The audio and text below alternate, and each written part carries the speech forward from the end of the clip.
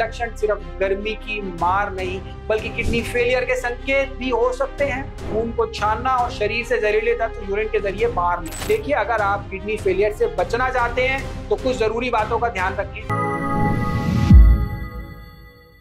गर्मी में थकान, उल्टी और पेशाब की दिक्कत, क्या ये किडनी फेलियर है? नमस्कार दर्शकों, मैं डॉक्टर पुनीत धवन कर्मा आयुर्वेदा में आपका स्वागत करता हूं। और आज गर्मी का मौसम है, पारा चढ़ा हुआ है और शरीर पर इसका असर साफ दिखता है। बहुत से लोग को इस मौसम में थकान, उल्टी और पेशाब में दिक्कत जैसी समस्याएं होने लगती हैं। लेकिन क्या आप जानते हैं कि ये लक्षण सिर्फ गर्मी की मार नहीं बल्कि किडनी फेलियर के संकेत भी हो सकते हैं? और समय रहते आप इन लक्षणों की पहचान करके इलाज करवा सको। इसीलिए आज की इस वीडियो में हम समझेंगे कि किन लक्षणों को नजरअंदाज नहीं करना चाहिए। गर्मी में शरीर पर क्या असर पड़ता है, थकान, उल्टी, पेशाब की दिक्कत का किडनी से क्या रिश्ता है और कैसे आप खुद को किडनी फेलियर से बचा सकते हैं। तो चलिए शुरू करते हैं। सबसे पहले बात करते हैं कि गर्मी का आपके शरीर पर क्या असर पड़ सकता है।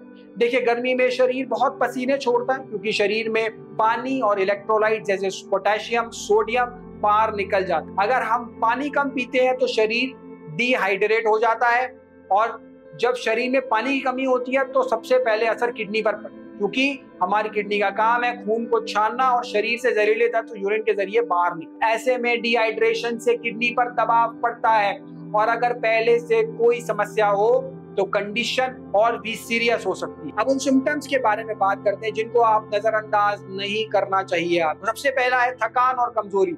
जब किडनी सही से काम नहीं करती तो शरीर में जहरीले तत्व जमा होने लगते। इससे व्यक्ति को सुस्ती, थकावट और कमजोरी महसूस होती है। हीमोग्लोबिन भी कम हो सकता है जिससे शरीर में ऑक्सीजन की कमी हो जाती है। दूसरा है उल्टी और जी मिचलाना। शरीर में बढ़ते टॉक्सिन्स पेट पर असर डालते हैं जिससे मरीज की भूख नहीं लगती, उल्टी आती है या पेट खराब लगता है। तीसरा है पेशाब में बदलाव। पेशाब का रंग गाढ़ा या झागदार हो सकता है। पेशाब में जलन या दर्द महसूस हो सकता है। बार बार पेशाब लगना या बिल्कुल कम आना भी चिंता का कारण है और कई बार तो पेशाब में खून भी आ सकता है। चौथा है पैरों और चेहरे पर सूजन। किडनी जब नमक और पानी को नहीं निकाल पाती तो शरीर में सूजन होने लगती है। पांचवा है बदबूदार सांस या मेटल जैसा स्वाद। किडनी की खराबी में मुंह का स्वाद बदल जाता है और सांस में बदबू आने लगती है। अब सबसे अहम सवाल यह उठता है कि क्या इन सिम्टम्स को देखने का मतलब किडनी फेलियर है? तो आपको बता दूं कि ऐसा जरूरी नहीं लेकिन संभव है। गर्मी में थकान और उल्टी आम बात हो सकती है, लेकिन अगर साथ में पेशाब की दिक्कत और लगातार कमजोरी हो तो आपको किडनी फंक्शन टेस्ट KFT जरूर कराना चाहिए, जिनमें कुछ खास है।